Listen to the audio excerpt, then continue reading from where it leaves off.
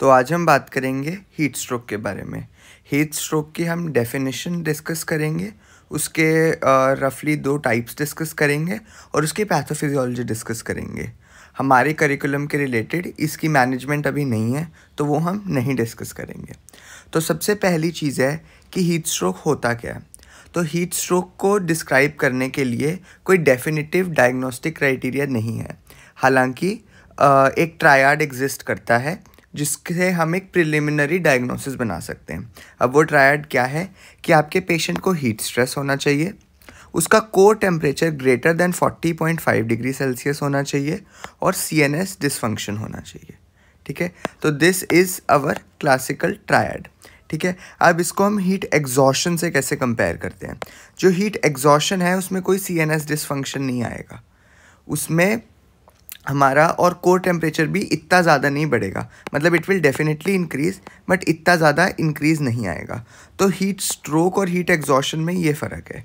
ठीक है, और उसके बाद तो ये हो गया हमारा प्रिलिमिनरी डायग्नोसिस का तरीका। ठीक है, उसके बाद आते हैं हीट स्ट्रोक के 2 टाइप्स में। हीट स्ट्रोक एक तो होता है क्लासिकल और एक होता है एक्सर्शनल। ठीक है, अब इन दोनों में डिफरेंस क्या है। जो क्लासिक है उसको हम पैसिव भी कहते हैं। ठीक है, और ये वो हीट स्ट्रोक है जो कि during the time of heat waves जब आती हैं तब होगा। ठीक है, और जो एक्सर्शनल है वो होगा जब आप बहुत स्ट्रेनस एक्सरसाइज कर रहे हो बहुत लॉन्ग टाइम के लिए। तो फिर अब जो क्लासिक हीट स्ट्रोक होगा ऑब्वियस सी बात है वो पैसिव है, तो वो सेडेंट्री लोगों में देखने को मिलेगा। ठीक है, और जो एक्सर्शनल हीट स्ट्रोक है वो हमें देखने को मिलेगा जो ज़्यादा एक्टिव है उन लोगों में। ठीक है, तो सेडेंट्री होने के चांस किसके ज़्यादा हैं, जो एल्डरली हैं। ठीक है, तो जो एल्डरली लोगों में हीट स्ट्रोक होता है वो क्लासिक टाइप का आता है, जो कि यंग लोग जो एथलीट्स होते हैं जैसे या यंग एडल्ट्स, उनमें हमें एक्सर्शनल टाइप का हीट स्ट्रोक आता है।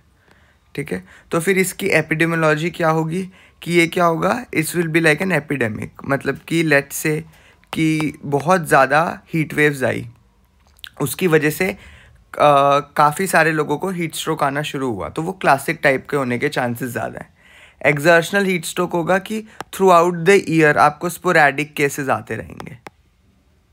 ठीक है, अब इसकी और भी काफ़ी डिफरेंसेस होते हैं, हम उतने डीप में नहीं जाएंगे। एक डिफरेंस ये होगा कि इसमें जो आपके आयंस का प्रोफाइल है ना, जैसे कैल्शियम, पोटेशियम और सोडियम, ये नॉर्मल होगा। ठीक है, इसमें ऐसा नहीं होता। ठीक है, अब वो क्या डिरेंजमेंट्स होती हैं उतनी डिटेल में हम नहीं जाएंगे। सबसे इम्पॉर्टेंट जो हमारे करिकुलम के लिए इम्पॉर्टेंट है that is the pathophysiology of heat stroke. ठीक है, तो पैथोफिजियोलॉजी ऑफ हीट स्ट्रोक कैसे है, या एक्सरसाइज हो रही है, हीट स्ट्रेस हो रहा है, इससे क्या होता है, increased metabolic rate. Increased metabolic rate से increased core body temperature. Core body मतलब आपका जो विसरा है। ठीक है, इसका टेम्परेचर बढ़ेगा। जब इसका टेम्परेचर बढ़ेगा तो स्वेट होगा, स्वेट हमें पता है कूलिंग करता है, और कार्डियक आउटपुट भी इंक्रीज़ करेगा।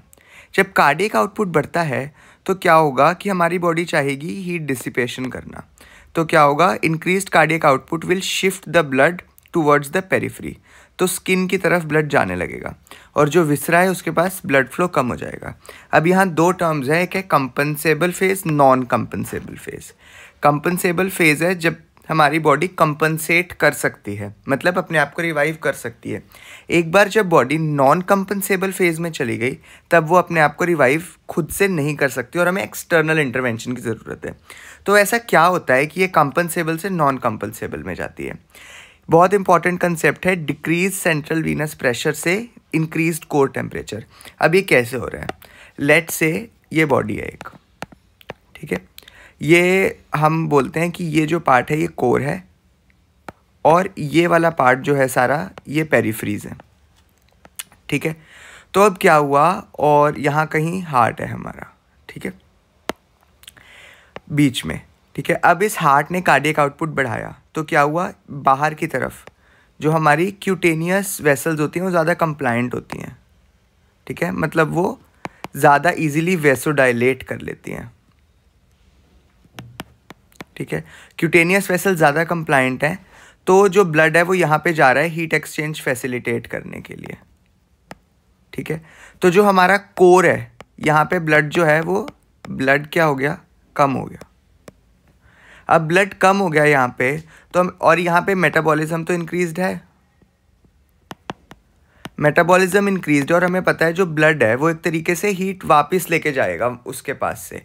पर क्या हुआ, अब सारी जो ब्लड है वो तो यहाँ जैम हो गया पेरिफ्री में, जैम नहीं कहेंगे, मतलब एक मतलब पूलिंग नहीं हो रही है, बट वो ज़्यादा यहाँ पे क्यूटेनियस वेसल्स कैरी कर रही हैं उनको, वो मूविंग ब्लड है, और उससे क्या हो रही है, हीट डिसिपेट तो हो रही है, पर जो हमारा कोर है बॉडी का, उसमें क्या हो रहा है, मेटाबॉलिज्म बढ़े जा रहा है। तो उससे क्या होगा, वेन्स का जो सेंट्रल वेन्स है उनमें प्रेशर कम हुआ, और उससे क्या हुआ, कोर बॉडी टेम्परेचर इंक्रीज़ होना शुरू हो गया।